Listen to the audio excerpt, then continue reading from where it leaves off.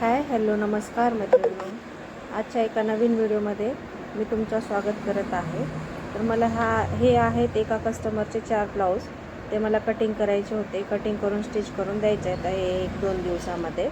तर सर्वात आधी मी हे कटिंगला घेतलेले आहेत। याचे अस्तर वगैरे मी सर्व प्रेस वगैरे करून आता याची कटिंग करणार आहे। तर सर्वात आधी मी कॉटनचे अस्तर सर्व चारही जे पण आहेत ते कट करून घेतलेले आहेत। मेन फॅब्रिकवर मग कट केलेला आहे। सर्व हे ब्लाउज बोटनेकचे आहेत। बोटनेक नॉर्मल नेकमध्ये फ्रंट साइड नॉर्मल आहे, बॅक साइड बोटनेक आहे।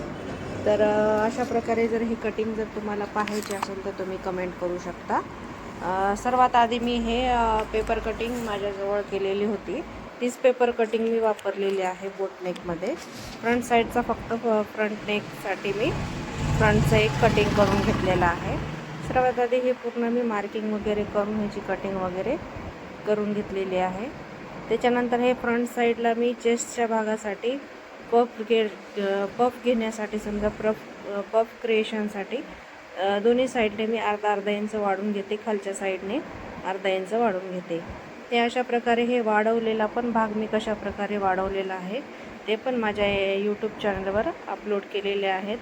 कोरटक्स ब्लाउजचं कटिंग आणि स्टिचिंग फुल व्हिडिओ पण आहे, तुम्ही तिथे माझ्या यूट्यूब चॅनलवर जाऊन बघू शकता। त्याच्यानंतर मग मी हे पूर्ण कटिंग करता वेळेस जे तुम्हाला फक्त एक सांगत आहे, एक छोटे छोटे टिप्स याच्यामध्ये। पूर्ण कटिंग करताना मी हे क्लिअर व्हिडिओ घेतलेला नाही आहे तुम्हाला कटिंग शिकवण्यासाठी, फक्त मी याच्यामध्ये काही तुम्हाला छोटे छोटे टिप्स आहेत ते सांगणार आहे। इथे मी क्रॉस पट्टीला पण वाढवलेलं आहे खालच्या साईडला। काही जण हे फिक्स जेवढी क्रॉस पट्टी कटिंग आहे ना तेवढीच दाखवतात, पण आपल्याला तिथे क्रॉस पट्टीला पण जॉईंटला लागतं अस्तरच्या फॅब्रिकला। जे नॉर्मल असतं ना त्याला नाही लागत, तेव्हा आपल्याला नाही गरज पडत, पण ह्याला आपण अस्तरचा भाग आहे तर आपल्याला लागतो, तर आपण याला खालच्या साईडला सोडायला पाहिजे। जर काही डाऊट वगैरे असेल तर तुम्ही कमेंट करू शकता। ह्याच्यामध्ये मी काही शिलाईविषयी किंवा कटिंगविषयी काही असतील तुमचे प्रॉब्लेम तर तुम्ही कमेंट करू शकता, मी ह्याच्याविषयी पण एक व्हिडिओ बनवून टाकेन।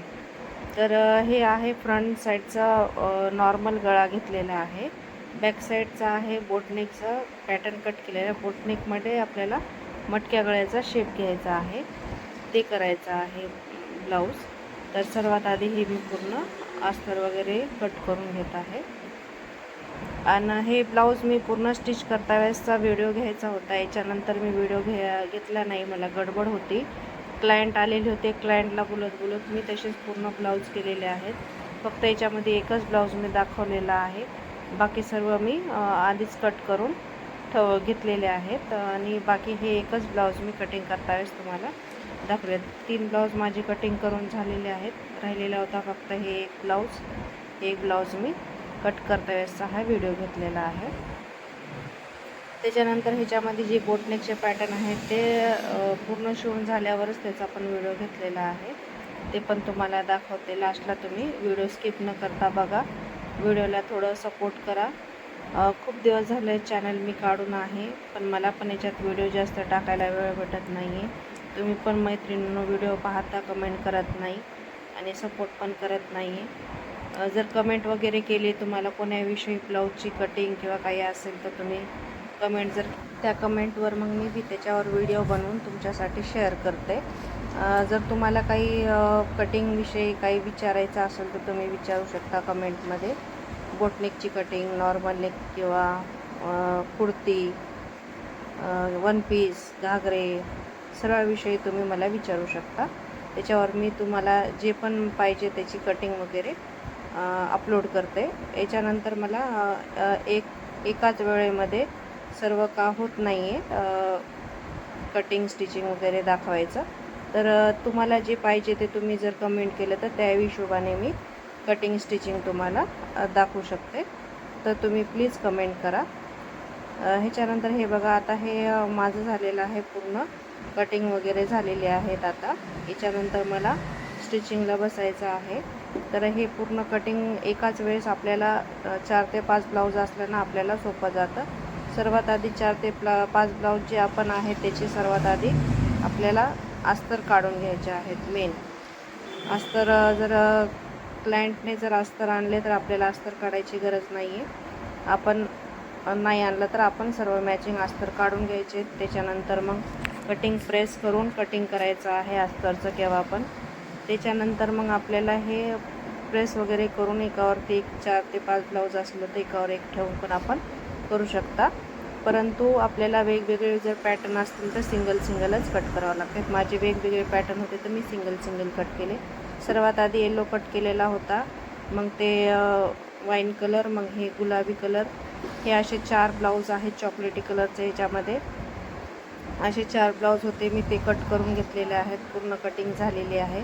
आता त्यानंतर आता शिवायला बसतावेळचे पण काही आपल्याला टिप्स आपल्याला कधी पण हेच वापरायचे आहेत. सर्वात आधी आपल्याला रील पूर्ण काढून ठेवायचे आहेत. जे पण आपण एक रील काढलो, शिवलो, परत अजून एक रीलला हुडकत बसलो. ज्यावेळेस आपल्याला हे अर्जंट ब्लाऊज द्यायचे असतं त्यावेळेस कसं होतं, आपल्याला कधी आपण आहे बॉक्समध्ये म्हणून ठेवतो. एक वेळेस आपल्यापाशी रील अवेलेबल नसते. खूप आपल्यापाशी 4 ते 5 बॉक्स पण असले तरी पण आपल्यापाशी एक वेळेस आपल्याला रील नाही भेटत. त्याच्यासाठी रील आधी आपल्याला काढून घ्यायचे. तर येलो कलरची सर्वात आधी काढलेली आहे. नंतर हे 3 ब्लाऊजचे पण माझ्याजवळ रील. आता हे येलो कलरचा मी स्टिच करता वेळेस का ब्लाऊजचा व्हिडिओ घेतलेला नाही आहे. बाकी बघा, हे ब्लाऊज बोटनेकचा आहे आणि 4 टक्स ब्लाऊज आहे. तर हे मी स्टिच केलेलं आहे. आता मला स्वयंपाक करायला उठायचं होतं, बाकी राहिलेले आहेत ते उद्या शिवणार आहे. तर मला आता हे लेट झालेलं होतं. आता हे दुसऱ्या दिवशी मी स्टिच करता वेळेस मला काय व्हिडिओ घ्यायला जमलेला नाही आहे. दुसऱ्या दिवशी क्लायंट एकामागे एक चालू होते, तर मी काय व्हिडिओ घेतलेला नाही आहे. तर हा दुसऱ्या दिवशीचा शिवल्यानंतर क्लायंट आल्यानंतर त्यांचे कपडे देता वेळेस हा व्हिडिओ केलेला आहे गडबडीमध्ये.